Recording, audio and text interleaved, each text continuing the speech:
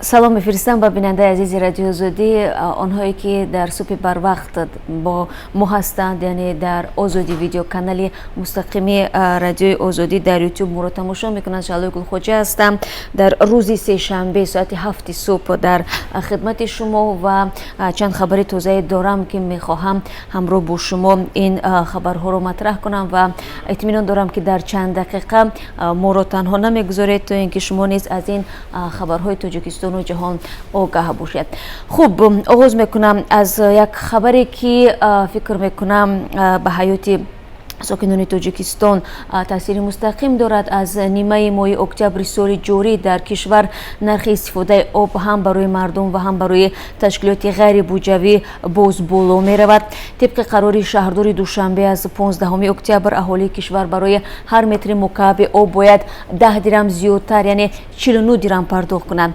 Барои ташкилоти буҷавӣ бошад 1 сомониву 55 дирам ва барои марказҳои гармиву барқидиҳии пойтахт 1 сомониву 35 дирам муайян шудааст.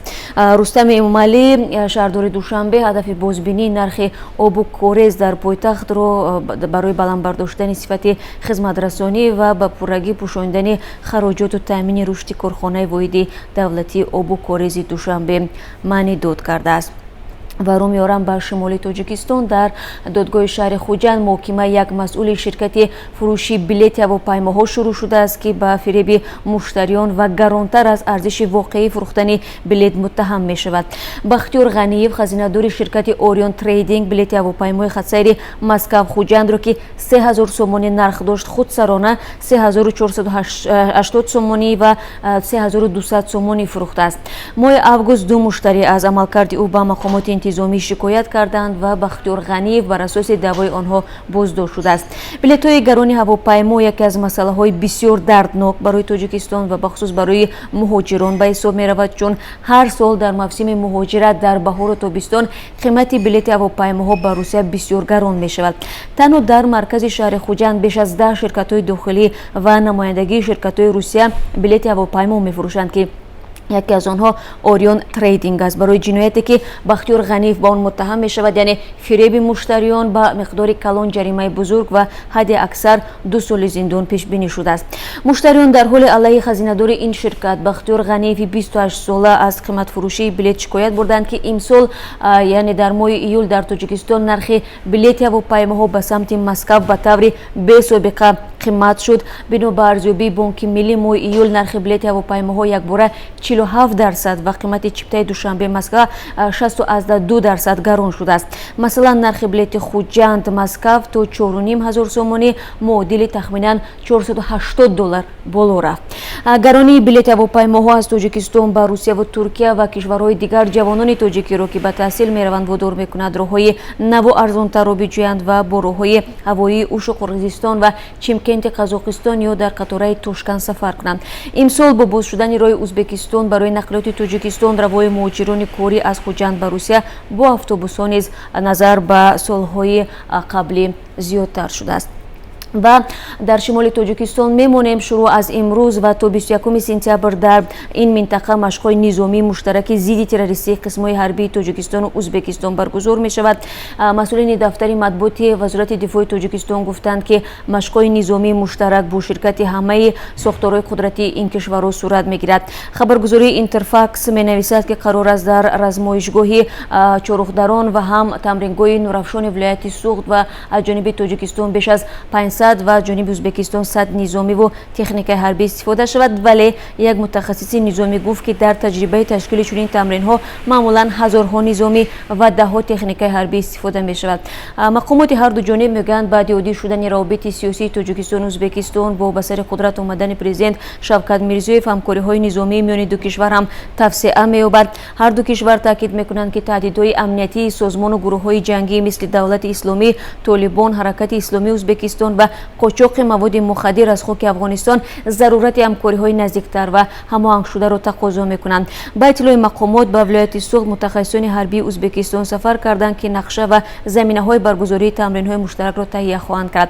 در پی بهبود روابط تاجیکستان و ازبکستان 17 آگوست سال جاری پرزیدنتان دو کشور در توشکند راهنمای همکاری‌های استراتژیکی را امضا کرده توافق کردند که ساختارهای دولتی در همه بخش‌ها همکاری نزدیک را برپا می‌کنند.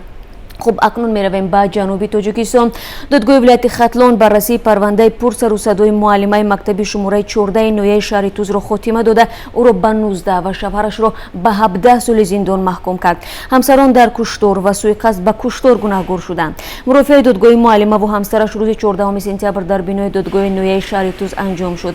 دلبر میگنوروی 29 ساله و شوهر او شوکت نورمتوی 33 ساله ساکنان دهه سلطان آباد جماعت پختکار نویه شهر توز در قتل یک نفر و مجروح کردن نفر دیگر گناهکار دانسته شدند.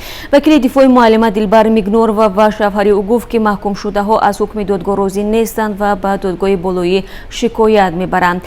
خب اینجا آنها گفتند که کردار آنها برقصدانه نبوده است و زنی که آنها در نتیجه حمله فوتیده است بعد 5 ساعت در نتیجه خونروی جان داده است. حالا از این همسران 3 فرزند نابالغ بی سر و بن ماندند. در حالی که نزدیکان معلمه و شوهر او قاطعانه با حکم دادگاه راضی نیستند و این حکم را سنگین ارزیابی میکنند، جبردیده‌ها میگویند که حکم عادلانه صادر شده است و با گذشت چند ماه از حادثه خونین تازه آرامش گرفتند. ماجرای خونین میان همسایه‌ها ماه ایول امسال بعد بحث 3 ساله زمین سر زد.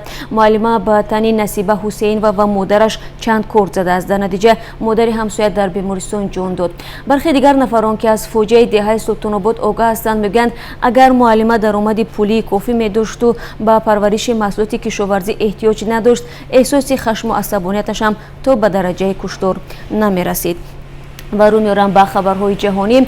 یک هواپیمای نظامی روسیه با 14 عضو اکیپاژ در حریم هوایی بحر میانه زمین به نام و نشان شده است. تلویزیون CNN میگوید که احتمال این هواپیما را نظام محافظت ضد هوایی سوریه هدف قرار داده باشد. وزارت مدافع روسیه صبح 18 سپتامبر اطلاع داد که هواپیمای ایل-20 همان زمان غیب زد که هواپیمای اسرائیلی F-16 به هدفها در سوریه حمله کرد. یک منصبدار آمریکایی که نخواست از نامش آشکار شود به CNN گفته است که ظاهراً هواپیما را نظام محافظت ضد هوایی سوریه تیرباران کرده است. در همین حال سروزیر نو پاکستان عمران خان وعده داده است که به فرزندان پناهندگان افغان و بنگالی شهروندی این کشور را تقدیم خواهد کرد. روز 16 سپتامبر سروزیر پاکستان گفت صدها هزار پناهنده افغان و بنگالی از نظام حفظ اجتماعی این کشور محروم می باشند. کمبود اسناد امکان نمیدهد که فرزندان آنها از امکان تحصیل بهره برداری نموده صاحب جای کار شوند. از این رو آنها به جنایتکاری رو می‌آورند.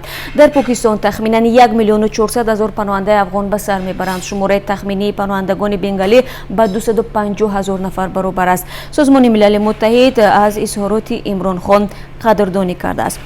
رو می‌آورم به روسیه و به تقدیر چند مهاجر تاجیک در این کشور. مقامات انتظامی روسیه 9 شهروند تاجیکستان از جمله 4 عضو یک عائله را با اتهام ساختکاری و استحصال نوشاکی اسپرتی دستگیر کردند. رجب علی حلیموف ساکن دهه نوجی بالا در نویه حصار به رادیو آزادی گفت که 4 پسر او روز 4 سپتامبر در شهر پرم دستگیر شدند. فرزند بزرگترین این مرد 29 ساله و صاحب 2 فرزند است. به گفته رجب علی حلیموف مفتشان میگویند که آنها به استحصال مشروبات تقلبی مشغول بودند که جنایت است و برای این 12 سال زندان مقرر شده است. وکیلان دفاع 2 نفر از بازداشت شده ها گفتند که افراد زیر حمایتشان خود را گناهکار نمی‌شمارند و اتهامات مفتشان ریاست امور داخلی شهر پرم را اعتراف نمی‌کنند. اما با گفته رجب علی حلیموف ماموران ملیسای شهر پرم در عموم 17 نفر را که در یک کارگاه استحصال مشروبات کار می‌کردند دستگیر کردند. با گفته او رهبران کارگاه که به استحصال مشروبات خودساخت و تقلبی مشغول بودند شهروندان روسیه هستند و در بازداشت قرار دارند. با ادعای رجب علی حلیموف مهاجران تاجیک تنها با بارکشی و فروشی مشغول بودند. آنها نمی‌دانستند که این کارگاه استحصال مشروبات غیر قانونی است. بدن مجرم کوری توجیک خودش هم در یکی از دیگر شهرهای روسیه کار میکرده است. با رادیو آزادی گفت که فرزندانش اولی امسال برای کار آمدند و در یک ماه اول مزد کارشان را در این کارگاه پرداختند و دیگر به آنها فقط وعده معاش داده و پولشان را ندادند. بر اساس حکم دادگاه نهایی اندوستریال در شهر پرم، شهروندان تاجیکستان باید تا 2 ماه دیگر و تا زمان انجام تفتیشات در بازداشت بمانند. این شهروند تاجیکستان امیدوار است که سفارت کشور در مسکو در جریان مرافعه و تفتیشات با آنها از جهت حقوق مساعدت میکند. در روسیه بیشتر از 1 میلیون نفر از شهروندان تاجیکستان کار و اقامت دارند و صدها نفر هم با اتهامات گوناگون دستگیر و زندانی میشوند، اما کم شده است که 4 برادر از یک عائله و 8 ساکن یک روستا یک بار بازداشت میشوند. و یک خبر دیگر هم داریم. شرکت CA مینرالز در کون یک جلوه واقع در نویه مرغوب به استخراج نقره شروع کرد. در این باره روز 17 سپتامبر آژانس ریترز خبر داده است. کون نقره در بلندی 4,500 متر از سطح بر جایگیر بوده. تا حال شرکت به این طرح بیش از 90 میلیون سومونی و یا 10 میلیون دلار سرمایه گذاری کرده است. کارخانه توان استخراج 50,000 تن معدن در یک سال را دارد که تخمینا 12,500 تن نقره صادر می شود. ذخیره های نقره کون یک جلوه 205,000 تن نقره حساب شده است، می نویسد همین منبع. کارهای آموزشی کون یک جلوه هنوز سالهای 1960 در دوران شوروی آغاز شده. بعد این سال 1984 تا 1991 تحقیق ذخیره های این کان به راه مانده شد.